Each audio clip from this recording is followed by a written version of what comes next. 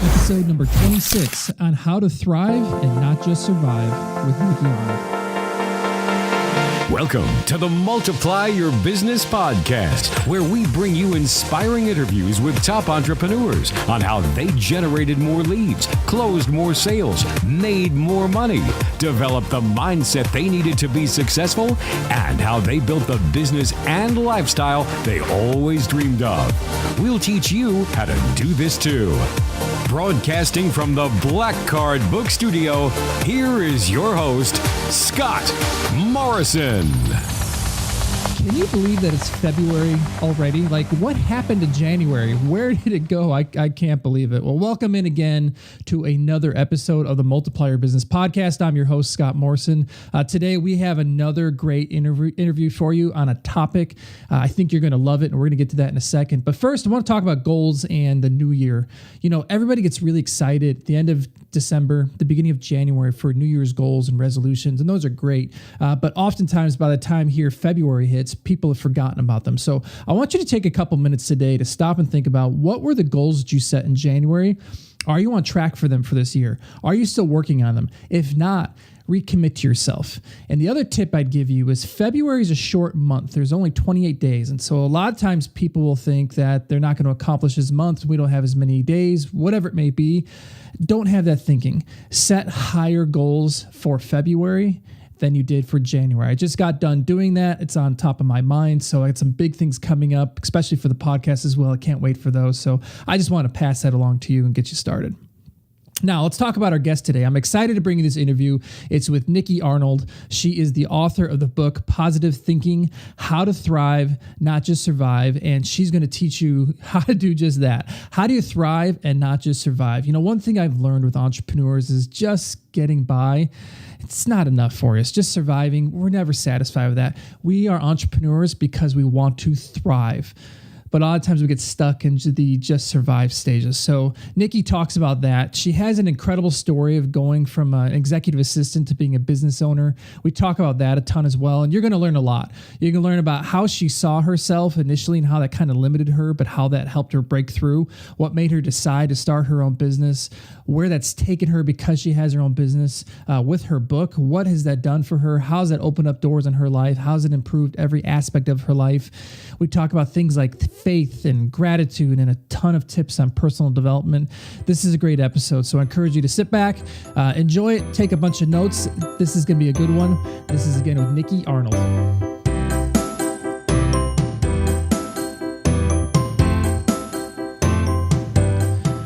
Welcome back into the Black Card Books studios today. We have a special guest from Sydney, Australia. We have Nikki Arnold, who we're going to be speaking with today. Nikki, how you doing? Very well. Thank you, Scott, and yourself? I'm doing great, thanks. I am so excited to talk to you about your topic today, your book that you have coming out. I think what you have to share is what pretty much every entrepreneur needs to hear and needs to understand. So thank you so much for coming on today. My pleasure. Thank you for having me. Sure thing. So you are, just to kind of set the stage a little bit, you're a CEO, you're a author, speaker, and you're the director of the Inspired Living International. So what exactly is that? Tell, I guess, a little bit more about what you do. Okay. So my company name is Inspired Living International, and it's based on the $19 billion industry within the self-development sector. So I sell online personal development products. People can either get into the business, they can work from home for themselves, they can invest in it, or they can, they can purchase any of the little products. We can get a 17-day free business or total life transformation. I give that out to my clients for free, just to help them work on their personal development, on their health, on gratitude, on self-belief, removing negative self-talk. So it's something that people can do in conjunction with, around their family, around work. They can work on it from home in their own time. We also have 12-month courses, very similar to what I believe you have over there, referred to as the Landmark Forum. Yeah, that's one course around the world, yes. Yes.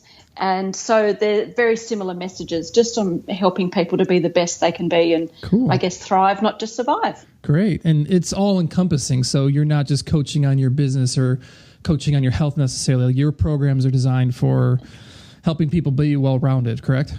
Yes. Cool. Correct. And that is something I do want to make sure we spend a lot of time talking about. We'll get to that in a few minutes because I think we can all use a lot of help being well-rounded. But before we get to that, tell me, why did you start your business? Okay, so I have been an executive assistant for over 22 years, supporting high-profile CEOs and principals of independent schools.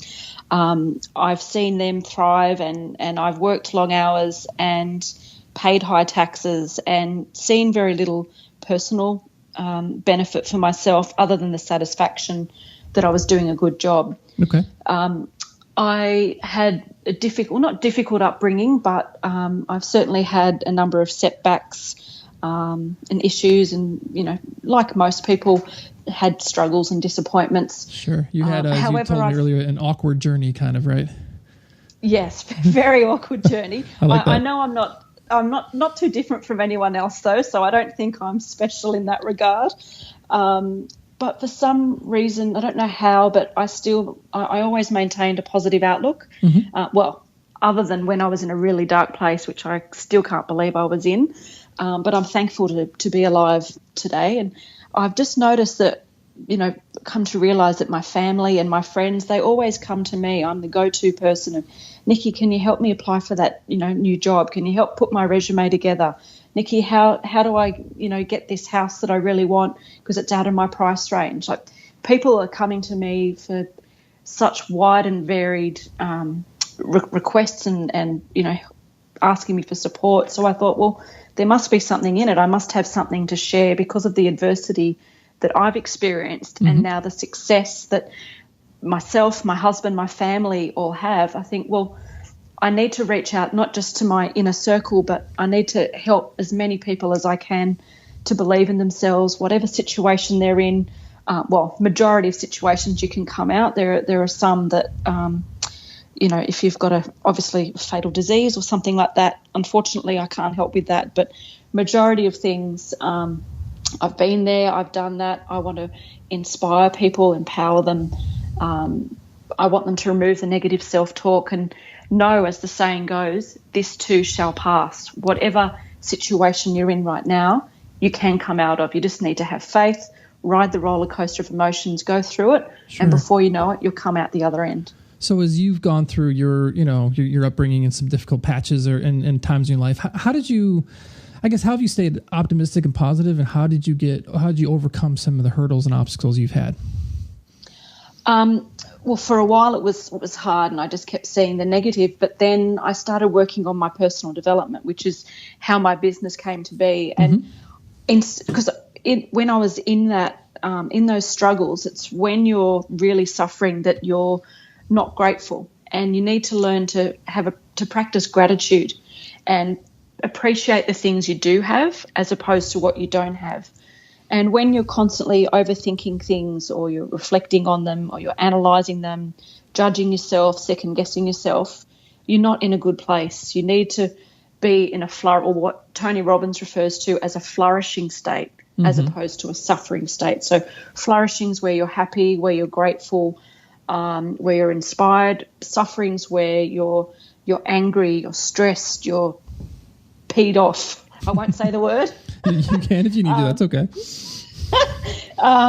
So, I just had to get out of my head, lead from the heart, work with passion, and just go through, embrace it, realise I can't change the situation, or if I could change it. But if I can't change it, just ride the wave of emotion, develop a plan or a strategy to come out the other end, and accept it whilst I'm in that, going through that at that point in time. Sure. That's not the way my life's going to be forever. So you need to work out what it is you need to get rid of, what you need to eliminate, what situation you want to change, work out what is it that's going to actually make you happy and take you out of that situation. So to somebody, because I'm sure somebody listening is in this boat right now, they're maybe they're trying to build their business, they're let's just take the financial aspect of it, because that comes up quite a bit. Financially, they're just struggling. Maybe they're in more debt than they can handle. It's things are hard, but they still have this vision, this hope of what they can build and what they can create.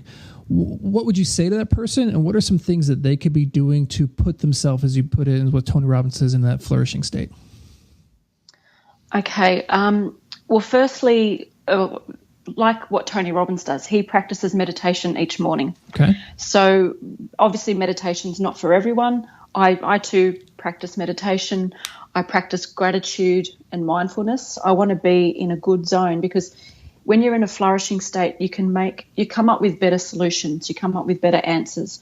When you're in a suffering state, you're not going to come up with the right answer, the right solution, and you're more pessimistic than optimistic. Mm-hmm. So firstly, you need to get yourself into a good space. Now, when you say you practice those things, how do you do that? What do you do?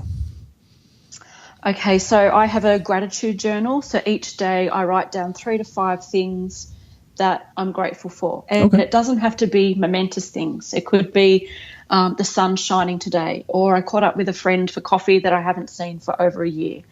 And mindfulness is being in the here and now. Okay. So it's mindfulness and meditation. So you go to a quiet place, you sit and you take a few deep breaths, and you just block out all noise. You just be in the moment, be present, and allow yourself, to experience what you're experiencing. You will have thoughts that pop into your head, and you just have to acknowledge them and just let them go, and just focus on your breath, and just think of all the things you're grateful for, and you're in a safe space. So you could be worried about the future, but because you're in the here and the now, you can deal with those emotions without feeling stressed or overwhelmed, because you're in a safe place. So I feel more peaceful just you saying that. I love that. And it's also really important, I should add, to nourish your body with good foods. When we're short of time, we're in need of a quick fix. So we might get Subway, or we might get a salad, or but we'll get the salad with the crispy chicken. The deep fried chicken here. Yeah.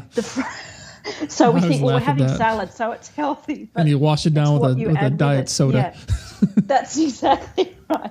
So you need to nourish your body and your mind, and read books, absorb knowledge, and you need to model someone that's had success in your chosen field.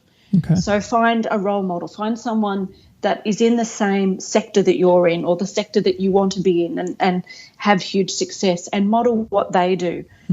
Follow the systems, follow the strategies. You also need self-belief. If you're doubting yourself, if you don't have confidence, if you're second-guessing yourself, you're not investing in yourself, and you've got negative self-talk going on, you're not going to be successful. As the saying goes, you need to spend money to make money, but at the same time, you need to be conservative and smart as to where you spend your money. You don't want to, put your house on the line, and then, because a lot of businesses fail in their infancy. So you need to take it step by step. And if you have failed in business before, that doesn't mean you're going to get the same outcome in the next business. Right. So even if you've had a failure, keep going, keep pursuing your dream. As fearful as you'll be because you've had that experience, it's only natural to think, I can't do this because, I've failed before. If you have a strategy, follow the plan, and you just keep plugging away at it, you don't have to have all the answers in the beginning. Don't look at the big picture, because that will seem too overwhelming. Sure. Just take it. Just solve each problem as it arises, taking one step after another, so it's not overwhelming, it's not daunting, and adjust as you go. So do a piece at a time. Adjusting. That's exactly right. And just like when you're sailing and the wind changes direction, you adjust the sails. Adjust as you go, and it doesn't matter where you start. Just start somewhere and just work it out as you go. And if you just keep solving each little problem as it arises, before you know it, there'll be no more problems. You'll have achieved your goal. So if you don't give up, you can't fail. Yeah. So really what you're saying, though, is start with that whole working on yourself, working on your mindset, working on being peaceful, working on fueling your body with healthy foods. Do you find that's one of the most important ingredients to being a successful entrepreneur? I believe so, because the mind and body are connected. So you need to invest in yourself, not only in self-belief, but in nourishing your body and drinking lots of water. Okay, it's fine to have alcohol every now and then, be a social drinker, but majority of the time, what I try to adopt is an 80-20 balance. So 80% of the time I eat healthy, nutritious foods. 20% of the time I'll have indulgences. So Christmas, Thanksgiving, birthdays, anniversaries, that's when I'll go out with friends, meet with family, and I'll have anything. I'll enjoy whatever's put in front of me. But majority of the time, the 80% balance, I try to nourish my body. But that's also nourishing my mind. And I think from there you're preparing your body and you're in a good place to then make incredible things happen for you and really go after your goals. Sure. I'm interested. Do you have a specific morning routine or habits or something you follow every day? I do. I do 5 days a week. On the weekends, I give myself reprieve. The weekends, I just walk my dog, whereas my children normally walk the dog during the week. Got it. Would you share with us what you do? Yes, of course. So that'd be great. Monday to Friday, I get up typically between 5 and 5:30 in the morning. Okay.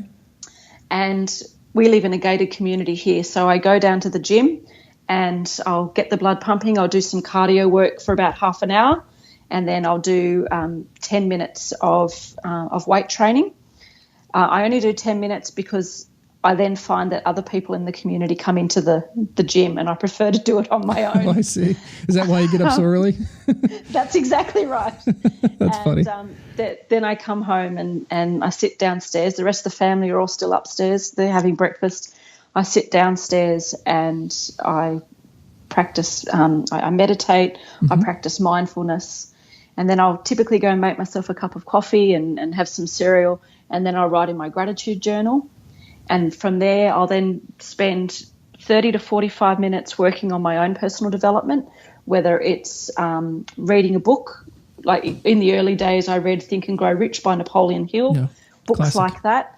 So I'll work on personal development, or I'll read. So I'm, gaining more knowledge, which I'm hungry for.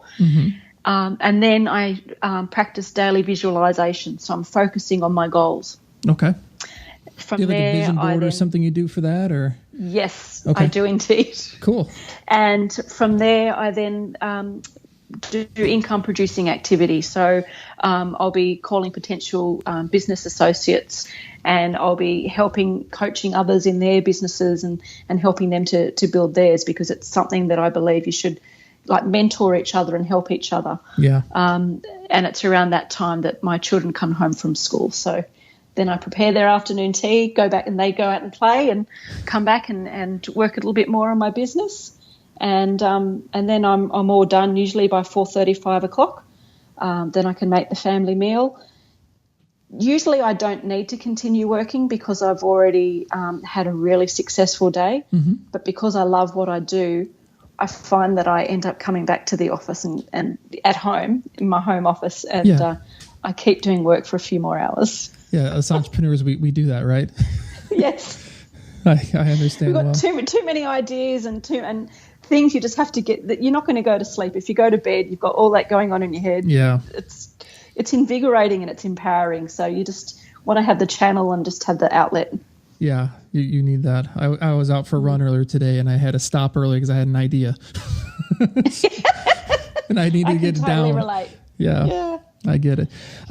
Your morning routine, can you see or can you measure how that's really helped your life improve? It's certainly improved my mental health. Yeah. Because even before I'd written my book and before I'd established my business, just practicing the mindfulness, meditation, the gratitude work, and working on your body also gives you confidence and it boosts your self-esteem. So, you have a rush of feel-good endorphins. So even if you don't want to start your own business or write a book.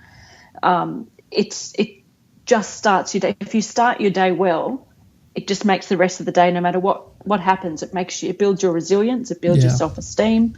You have better clarity. But as I said, before I wrote my book and before I established my business, just from the practices from my morning routine, that alone gave me fulfillment. Mm-hmm. Mm-hmm. I felt happy, like you accomplished healthy, something? Fulfilled. Yes. Yeah, okay. Very much so. Even though at that point in time I was still I shouldn't say just an executive assistant. But even when I was just an executive assistant, I just by doing that each day, I woke up and I felt like I had a sense of purpose. Mm-hmm. I felt empowered. I felt happy, healthy. And it was only when I went to work that then I thought, no, I need to achieve more than this. I'm greater than this. I've got more to give, and I want to help others. Yeah, I love that. Someone asked you about is finding balance in your life, and I ask this because as entrepreneurs, as busy professionals, that is one of the biggest issues I think we have, and I'm always curious to hear people's perspective. And you're a professional, you're an expert at this, so how can somebody find some sort of balance in their life when they have an active and growing career and business, and then they have a family and they want to have a social life, and they're trying to take care of their body and their health, and maybe they want to go on vacation from time to time? How do you balance all that? Well, one thing I would suggest, don't do all of that at the one time. Okay, yeah, that wouldn't be so good, huh? No. But you need to give yourself grace. So you need to, there's a saying that work hard like very few will, so you can have the lifestyle that very few have. Yeah, I love that. So if that's important to you, initially, it won't always be that way, but initially you will have to cut a few things back. So when I first started setting up my business, I had a very inactive social life. I had to give up on something. I've also I've totally detoxed myself from TV. I don't watch TV. Now I'm starting to go out more and I've got an amazing social life now. Mm-hmm. But in the early days, I decided just for a little while, I'm going to put that on hold. So I was working full time as an executive assistant. I'm writing my book. I'm doing my business. I don't know where the hours came from. I don't know how, but when it's a priority, it doesn't seem like work. Very true. If it's something you're not interested in, if it's like, I want to start a business and I don't know how to get there, and you have to lead from your heart and you have to have passion. If you can make a profession out of your passion, you won't need as much sleep. You'll just be on fire. You'll be on purpose. Yeah. When my children were younger, so when they were little, it was I had an idea to write a book then. My children are now 13 and 11. So when they were little, they're totally dependent on you. So it's harder to juggle then. I'm not saying it's impossible, but it would be harder. But because I was working full time, my husband's a successful CEO, I had 2 children working full time, that wasn't ideal for me to then start my business. So it wasn't until my children got a little bit older, so when they were 5 and 7, when they were a little bit more independent. Before, they were so dependent and so time-consuming that all of a sudden I had all this free time on my hands. What I did before kids with my time, I have no idea. Right. But once you have kids and you juggle, and then all of a sudden, they're no longer in the pram or in the high chair, and you're not teaching them to walk or go to the potty, all of a sudden you've got all this time on your hands. So when you have children and you've not sacrificed time, because it's certainly well worth it, but when you get time back, it's amazing what you can achieve in just a few hours. Yeah, that is very true. Working from home, if you have that ability, not everyone does, but if you do, oh my goodness, seize that opportunity, because you'll have such incredible results, because you'll have more time. You won't have the interruptions that you have working for a corporation. You won't have the phone calls, and everything will be what you choose. You prioritize what you're doing. And that way, like as I said, I make breakfast, lunch and dinner for my family. Mm-hmm. I cook. I have so much income producing activity, I go to and I have the flexibility. So I go to my son's school assembly where he's getting an award, or I go to my daughter's school play. I go to the mother-daughter mass and the mother-son mass, Mother's Day mass. Mm-hmm. I'm there, I'm present. I've got more time on my hands than I did working for someone else, but I'm investing less time in it. I'm thoroughly enjoying what I'm doing. And I still have time for holidays. We usually have 2 overseas holidays every year, and my husband and I have one weekend away where it's just us, so we can invest in our relationship. So it's mainly about the kids, but it's also, time for mummy and daddy just to have some adult time. No, you absolutely need that as a couple with kids. You need some time to yourselves. I understand that very well. Do you have to say no to a lot of things? Like, do you have a lot of opportunities? You're like, no, I'm just not going to look at this now. I don't say no to a lot of things, because even if it's something that wasn't on my radar, my interest is piqued. I see. So, I'm a very curious person by nature. So it's only typically if I physically, if I'm double booked, if I physically can't get there, majority of opportunities that come my way, I'll say yes. Even if I don't know how to do it, I'll figure it out as I go. Mm-hmm. So there will be that nervous energy. I'll be fearful and think, what have I gotten myself into? They want me to speak on stage. I don't know. But you think, well, I can't get rid of the fear, so I'll just embrace the fear and hope that I actually come out with some words on stage and just move forward and just work it out as I go. And it's really it's scary, but it's really empowering. And you think, wow, did I just do that? Okay, what's the next opportunity? Bring it on. Isn't that amazing how empowering it is when you do something that you were scared to do? It is. And you lived. Yeah. You're still standing. That's exactly right. So you mentioned, you were an executive assistant, and you transitioned into your own business. So what advice would you give to someone who's looking to do something similar, meaning they're trying to change their work situation and they want to follow their passion and turn that into their profession? Okay, first and foremost, you have to have clarity.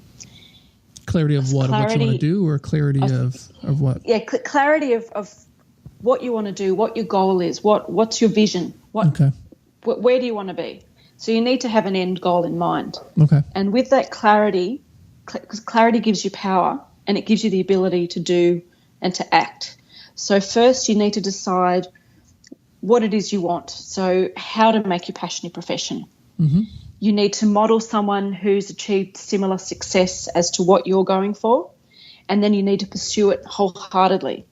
So once you've determined what it is you want to achieve, you need to develop a strategy.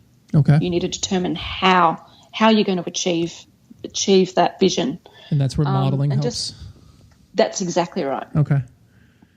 And you need self-belief. Oh, sorry. Go ahead. You need self-belief, right? Yeah, sorry, Scott. I'm really excited now. I just hope I'm not talking too fast. Oh, you're doing great. You're perfect. You need the absolute confidence to know that you can do it. Not the confidence that, okay, well, I haven't done it before, but the confidence that you'll learn as you go.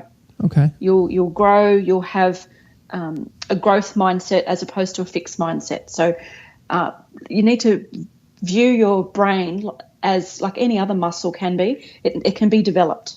So you just learn as you go to think, okay, I'm just going to pursue it wholeheartedly. I'm going to come up with obstacles, but I've got people around me that I can ask. Mm-hmm. I can always refer to Google. I can, read personal development, except for health diagnosis. Don't ever put symptoms into Google. You're right. You're dying no matter what. My elbow hurts. You're dead.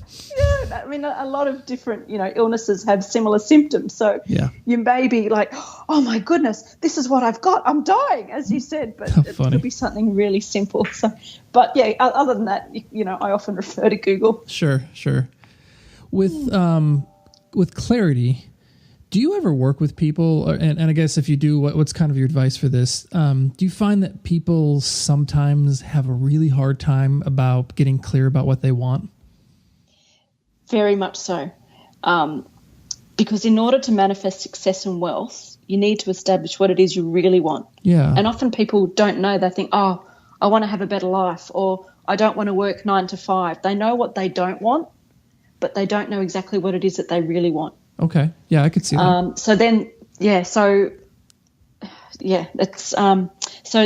They need to make a plan, strategize, write down what's your dream career.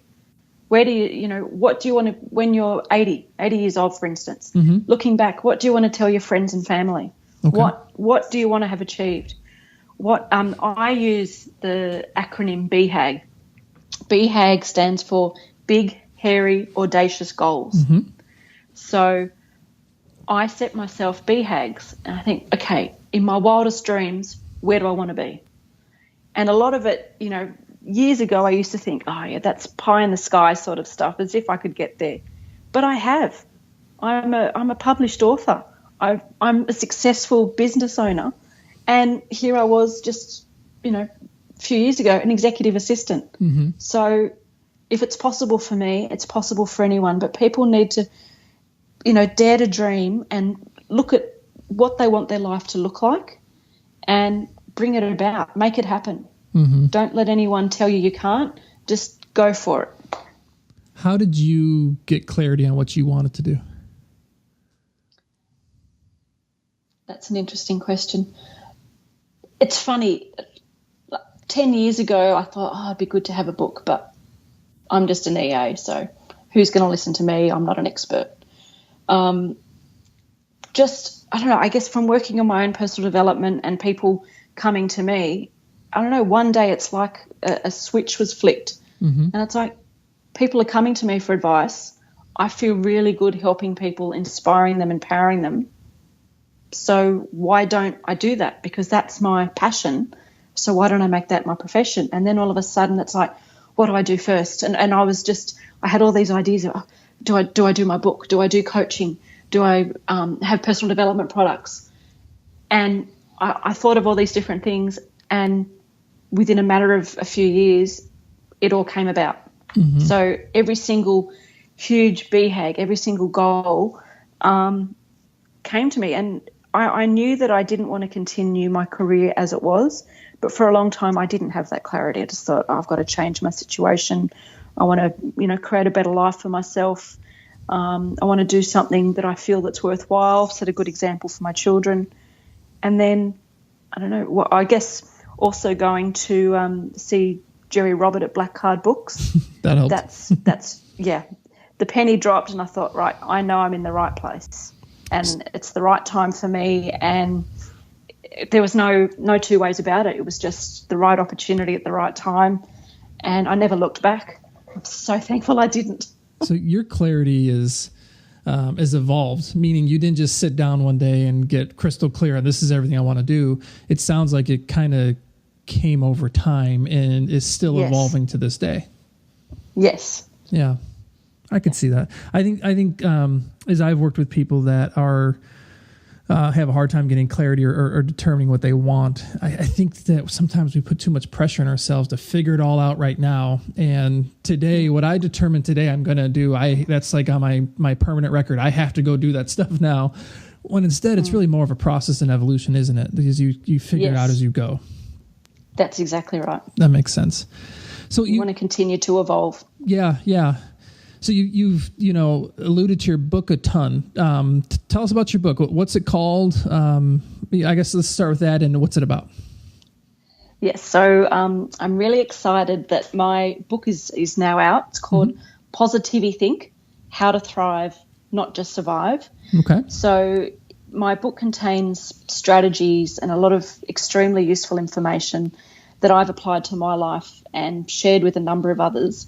And the information has worked time and time again to help turn ordinary lives into extraordinary ones. I love to help others, become positive, learn how to master their emotions and their energy levels.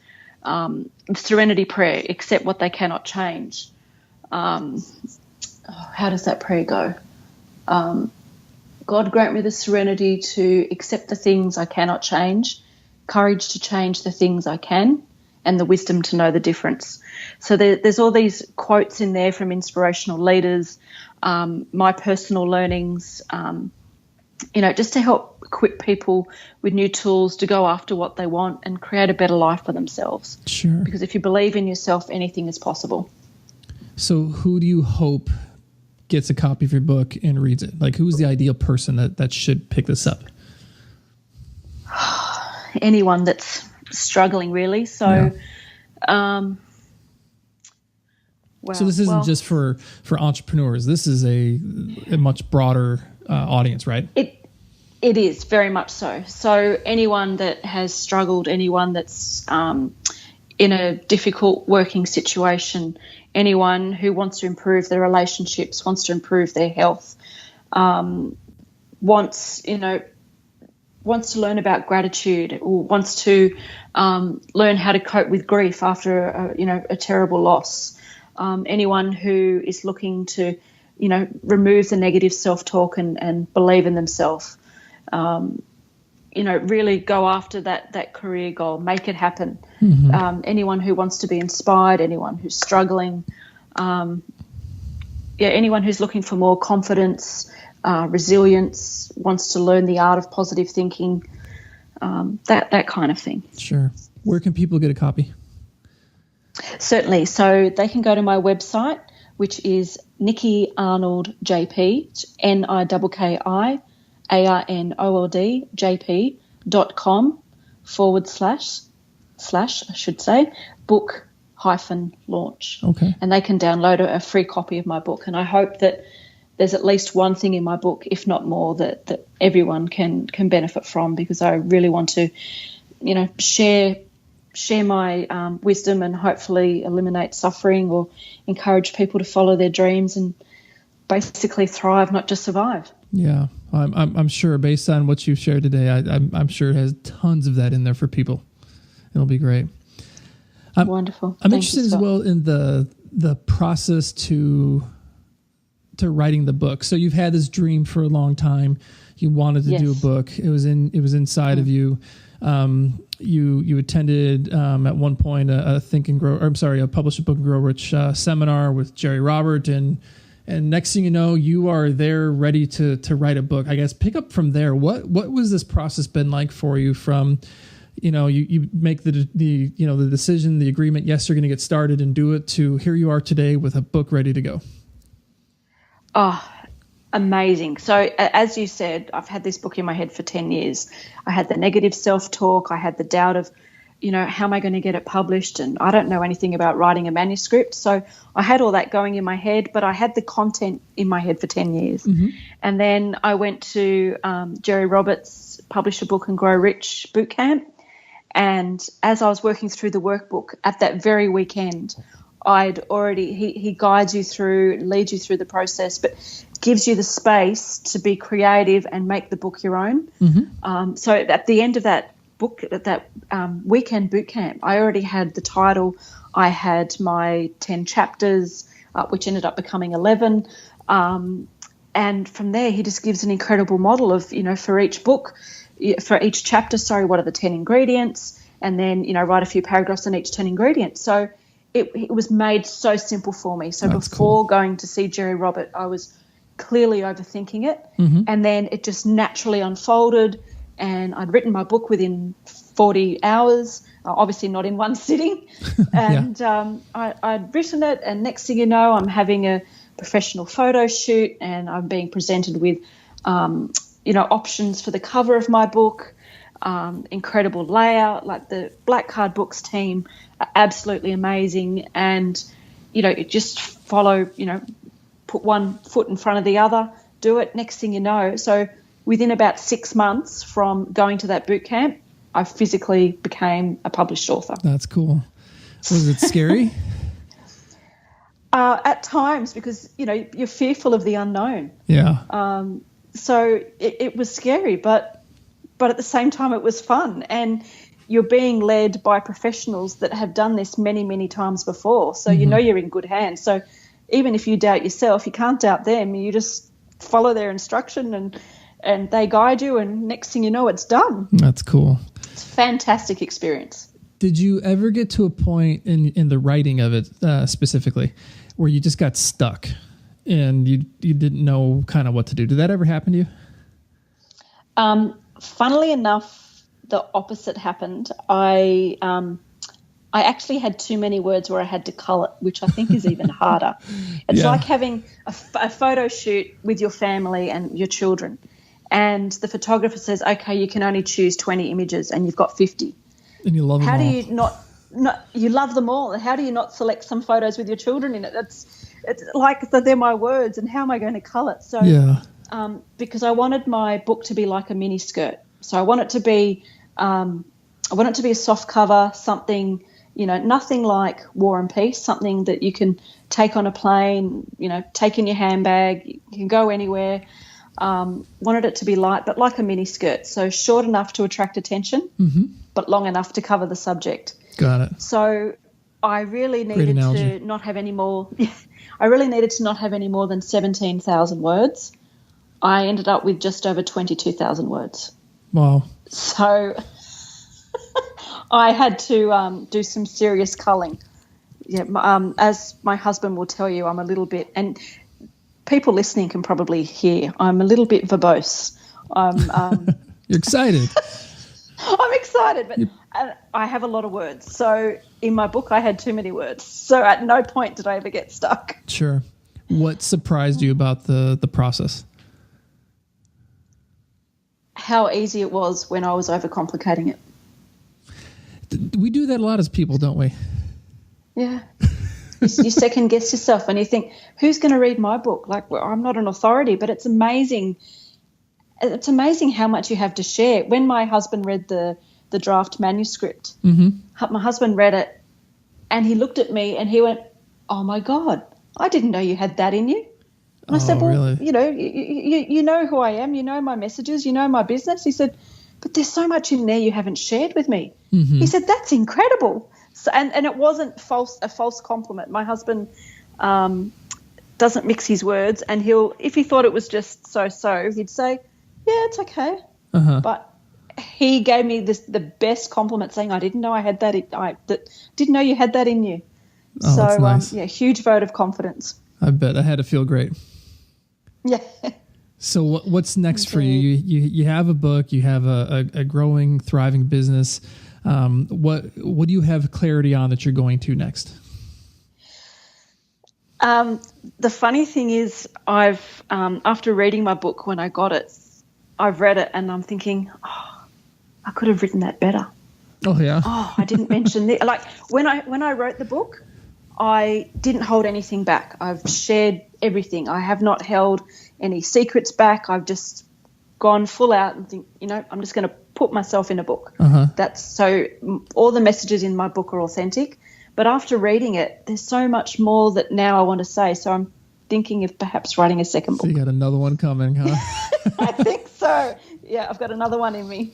It's you're not alone there. A lot of authors I work with, they're like, yeah, now I got that one done. I'm going to do another one. It's almost like tattoos. A lot of people I meet that get the first tattoo, like it took them years and years to get it. And then after they're like, that wasn't so bad. I want to do more. So I don't know. That's great. Exactly. I love it. Well, I'm excited to see where it takes you. So as we wrap up, what are ways people can connect with you? Say again where they can get the book, but also on social media. Where can people learn more about you and your company and what you're up to? Okay, so they can download a free copy of my book at nikkiarnoldjp.com/book-launch. They can email me at nikki@inspiredliving.international. My website is www.inspiredliving.international. I'm on Facebook, so my Facebook name is Inspired Living Int, as in INT. Twitter, Nikki Arnold JP, and LinkedIn, Nikki-Arnold-JP-2B for Bob 907 5 A for Apple 8. Okay. And we'll link all that up in the show notes as well. So check out the website, multiplierbusinesspodcast.com. Click on Nikki's episode, and we will put all of those links and ways for people to connect with you there if you can't write it down right now while you're out and about. So Nikki, this has been Fantastic. great. But as we wrap it up, though, I have one final question I'd love to ask you. And that is, what is the best advice you've ever received?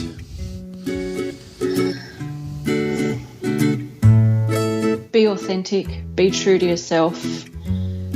Don't try to fit in with others and be a different version of yourself. Just embrace yourself. Be happy with yourself. Accept your body. Try not to have body image issues. You are beautiful. You are special. You are individual. Use your unique gifts and bring forward your gifts and do what you want. Make a difference in this world. Believe in yourself and just go for it. Live your best life possible.